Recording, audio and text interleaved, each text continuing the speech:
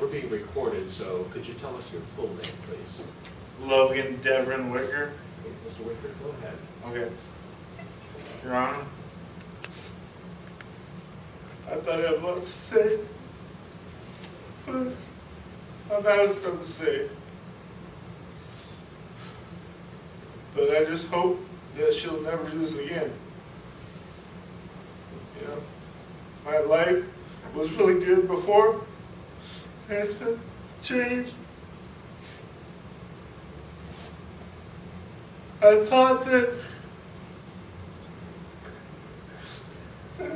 I was waking up in the hospital every day like, this is a bad dream. And it wasn't a bad dream. It's my reality now.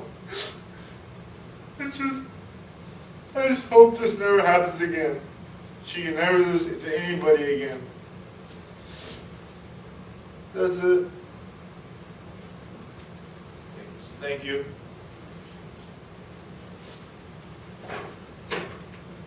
Scarlett?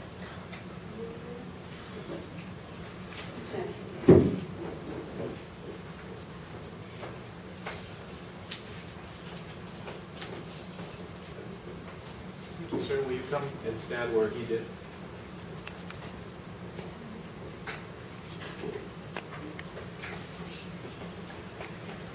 Since we're being recorded, could you tell me your full name? My name is Steve Pryor. I'm Logan's stepfather. Logan now lives with us. And just for the record, I've been married to his mother for 21 years.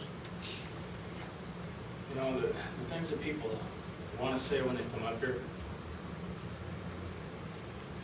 don't even scratch the surface of the effect that her actions have had on our family. You know, all the usual stuff. Logan doesn't work. His life isn't the same. He can't play basketball. He can't do all the things he always did. And for a certain amount of time, we didn't know if he was going to live, period, to do anything. We're thrilled he's able to walk up here and talk to you. Again, this business of hit and run, knowing that the possibility is that you killed somebody, walk away and leave them for dead, 2 people. There isn't words to describe the disgust I have for her. And the effect on his mother, I can't even tell how it's affected our home life. Everything about our relationships with people. We just don't have the life we had. Around our house, we say it's a new normal. We can deal with it. We're moving forward. We have to. We don't have a choice. And we wouldn't be in this position, obviously, if it wasn't for her.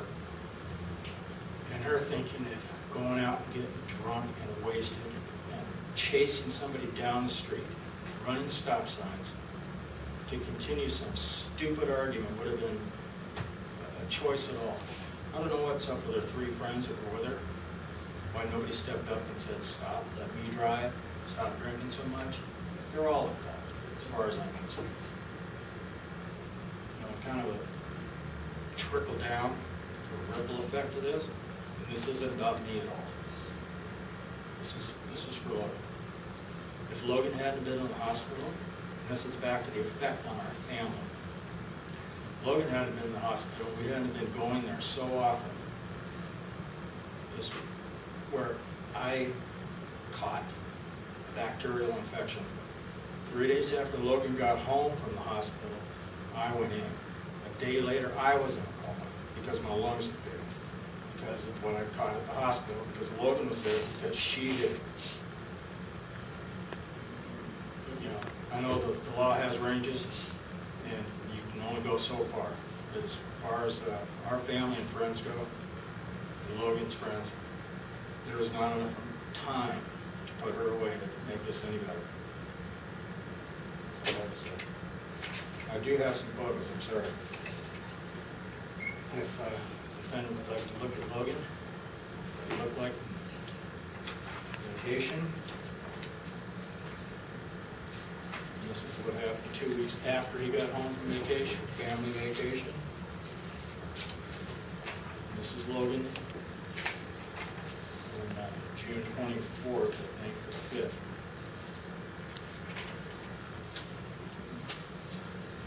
Just for the record, these are the photos that were emailed to both Your Honor and Council this morning. And I know you saw a lot of letters that our friends and family wrote, and I'm sure you can see the amount of support that Logan has, which is a lot. And we hope, of all things, that justice gets served here. Thank you. Thank you. Sir, I will say, I did get the black and white. Right. But I did see those. Okay. But I think council has them. There's a couple of extra ones. Thank you, sir.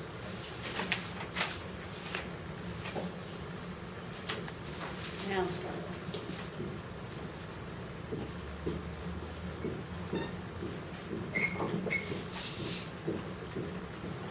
Hi. We're being recorded, so could you just go ahead and state your full name? Yeah, my name is Scarlett Shelley Blicker, and I'm Logan's little sister. I've been waiting a long time to face this woman. Since the moment she single-handedly ruined my brother's life and brought an indescribable amount of anguish and pain to my family. I've been waiting 6 months to face this pitiful excuse of a human being in the face and say, look what you did. No words can describe what emotional turmoil she has put my family through. Nothing on this planet is worse than if my brother was going to survive and wake up from his coma. My mom not knowing if her son would ever walk or talk again. To think that she has kids, it really breaks my heart because I know firsthand that everything you do affects your children. But from the person she is, I doubt she thinks of anyone but herself. I mean, this isn't the first time you've been here. She is a disgraceful, heartless person. She deserves a lifetime in jail. But no amount of jail time will ever do justice for her senseless choices that she made that summer night of June 23rd, 2013. She made countless mistakes that night. The fact that she had many drinks at the bar and the fight she got into after that, among probably more indecent acts she committed that night, she decided to get behind the wheel, highly intoxicated, run 2 stop signs, and demolish my brother's car and the 2 people in it. She then proceeded to run from a crime scene, saying, I quote, and I quote, I killed a man, I killed him, I killed him. And she did. She killed a man's hope for the future, his aspirations. You killed everything that he worked so hard for. In that one moment, you not only changed Logan's life, but his family's lives and hundreds of other people's lives. Logan is a son, a brother, a friend, a co-worker, and much more. And all those hundreds of people want the same thing, for her to be in jail for as long as it takes Logan to recover, which is a lifetime. Because of her, Logan has to start his whole life over again. The fact that she shows no remorse for her actions makes me think of what a piece of trash she is and how little she deserves in life. I would say she needs to learn her lesson, but the way she acted after she got out of jail on her Facebook as if she's the victim is beyond belief. And it makes me think that a person like that is a scum of the earth and most likely will never change. I hope she gets everything taken from her, her job, her kids, her free will. She should never be able to see the light of day again, let alone get behind a wheel of a car. But I'm sure you'll see her again, and I hope when you do, that you put her away for good. Thank you.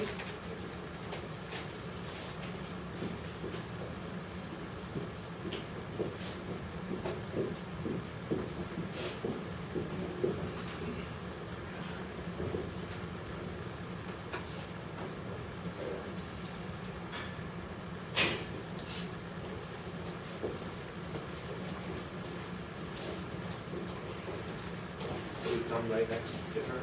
And since we're being recorded, could you tell me your full name, please? My name is Kim Tracy Pryor. Ms. Pryor. Pryor, in Logan'sville. And Your Honor, as much as I'm addressing you today, I am hoping that this woman, the defendant, will pay attention to what I have to say because I'd like my words to resonate with her for the rest of her life. In the early hours of the morning on June 23, 2013, the drunken and angry woman that stands before you here today willingly got behind the wheel of a van and took my son, Logan Wicker's, life away. The full, happy, and productive life Logan once knew. For weeks, Logan lay in a hospital bed with machines working to keep him alive. He was unconscious and unresponsive. Logan's body and mind were broken, lacerated, and bruised. Logan's injuries were massive, and they include these, and I really want you to hear this. Logan has a severe traumatic brain injury. He had a collapsed lung with tubes draining the blood from his body. He had serious internal bleeding due to a lacerated kidney and a lacerated spleen. He had a seriously lacerated and torn bladder. He had 3 broken ribs. He had a shattered pelvis, which required surgery, and 2 titanium rods with screws to hold him together. He also has several sheared and broken teeth from the impact. Once stable enough to move from intensive care, he spent the next several months in the hospital and was finally released on October 4th, 2013. That's a lot of time in the hospital. Logan is recovering now due to the love and support from his family and friends, but this reckless and irresponsible woman needs to know that because of her actions, Logan has lost everything he once knew. He has lost his physical ability to walk without a serious limp and the use of his left arm. He can no longer play basketball, skateboard, ride a bike, play golf, run, or even walk his dog, as he is not steady enough to stay on his feet if she suddenly pulls at the leash. He has lost cognitive abilities, such as his memory, his speech, and the speed to process information. He has lost his current job as a chef, a bartender, and server, and even bigger than that, the career he had chosen and the career that he loved. His future livelihood is in serious jeopardy. He has lost the ability to drive a car. He has lost his independence, and now he lives at home with his parents because he can no longer live on his own. He has lost his relationship with his girlfriend, Abby. Abby was his passenger that night, and you heard her too. Most of his memory of their time together is now gone. He has lost his usual routines when hanging out with his friends, as now he tires easily and he no longer has the same 29-year-old stamina to keep up. I say this woman took his life away because the life Logan had is now in the past. His normal is gone. Logan is learning to live a new normal now. We all are. He continues to spend several days a week in rehab at Harborview, working to regain some of what he lost. He is learning how to live a life that this woman changed forever. This was not an accident. This woman made a decision to drunkenly get behind the wheel of the car that night, and in an instant, our world has changed forever. There is no punishment great enough for what she has done to my son and to our family. For this reason, Your Honor, I ask that you please give her the maximum sentence possible in an attempt to hold her accountable for taking Logan's life away. Thank you so much.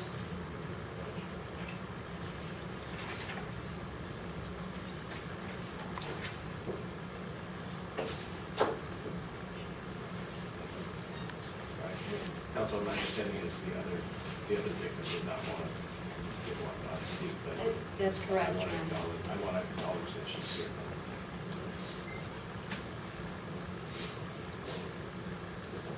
She is, I believe that concludes the state's presentation. Thank you very much, Your Honor.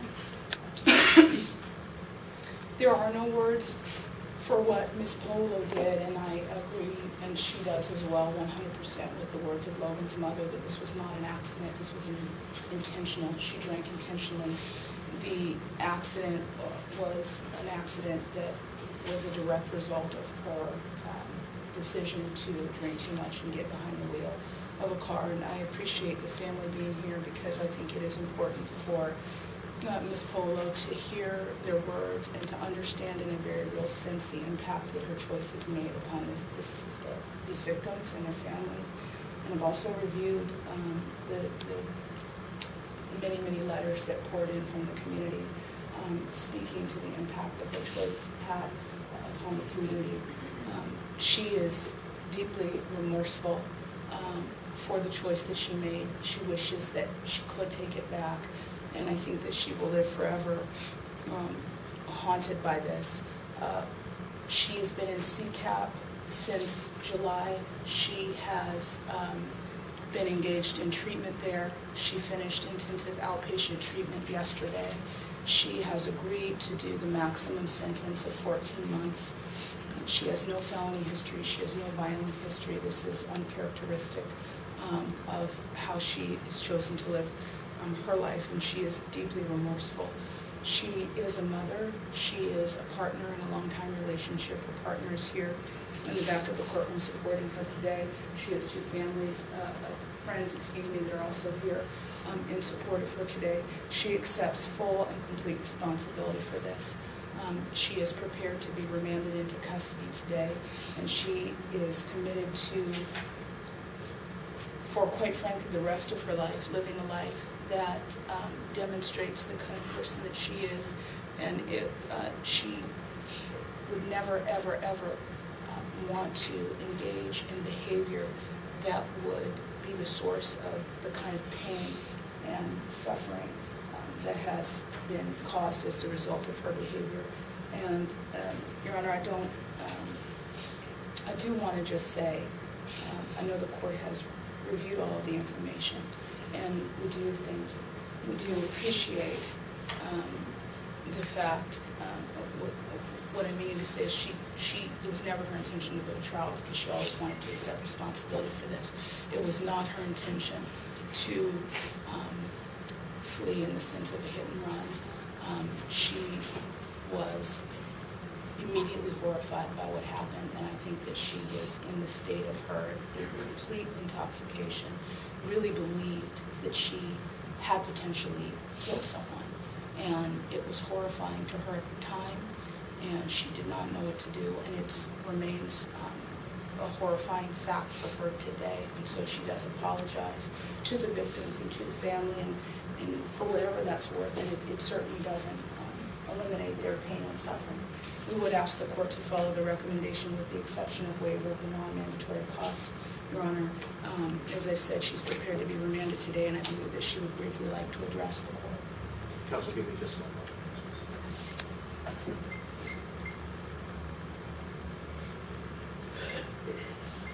Would you like to say anything? Thank you, Your Honor. With respects to the court, I would like to apologize for being late. I also truly want to apologize to the family. I know that what I did was completely wrong, and I take full responsibility for it. I truly feel terrible for what happened to him, what I did, and they're right. There's nothing, no time can take that pain away from them. I truly apologize to Logan and his family.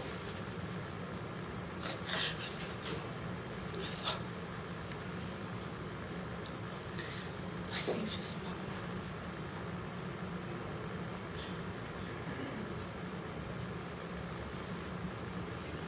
Yes, I do want to apologize to Abby as well. I'm so sorry. I made my mistakes, and I'm learning from it, and it's terrible. What I did that night was terrible, and I really am sorry. Thank you. Anything further, Counsel? Nothing further.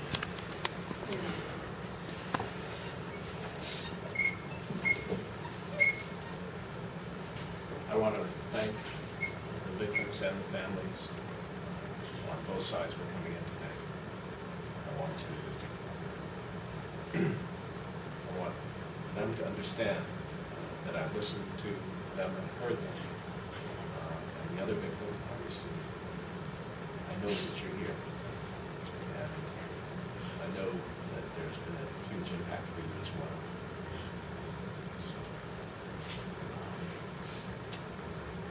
hard sometimes to put into words this type of horrendous experience. It's just horrible, obviously. But it's one thing to read about it in words, but it's another to have someone talk about their horrendous experiences, and for us to feel just a little sample of what horrendous experience they're going through. Obviously, I'm not living it. I'm a judge listening to you, but I can feel your pain. The shattering impact that this evening had on everybody here in this courtroom. Poor decision led to tragedy here, and something that cannot be reversed. Some really good people feeling pain forever and ever and ever. And so we can read about it, talk about it, but it really doesn't capture the full flavor of what a tragedy this was. I can't, in any sentence, reverse all of this. I wish I could. I'm sure everybody wishes they could rewind the clock and just somehow that it was a bad dream and that it just didn't happen, but it did. And that we have two victims who are named in the complaint. But we have a community who are victimized here. The whole family, the whole community, friends, even your friends and family are victimized here. Because they have to watch this too. So it's just, the ripple effect of all of this is just huge. And those of us who work in the criminal justice system, we see a lot of cases, but we should never forget how many people out there whose lives are affected by a moment in time. The recommendation is agreed. I agree with it too, in a sense. It's appropriate under the law, but is it justice? I don't know. I can't reverse all this. I wish I could. That perhaps would be justice if we could just make all this go away, but we can't. So you'll serve your 14 months. I'll waive the non-mandatory financial obligations, but you have to pay some restitution. We'll figure that out. What that is at a hearing. I take it your client waives the presence. And then we have some paperwork here to do. And after we do the paperwork, you're going to be remanded into custody, and you begin serving your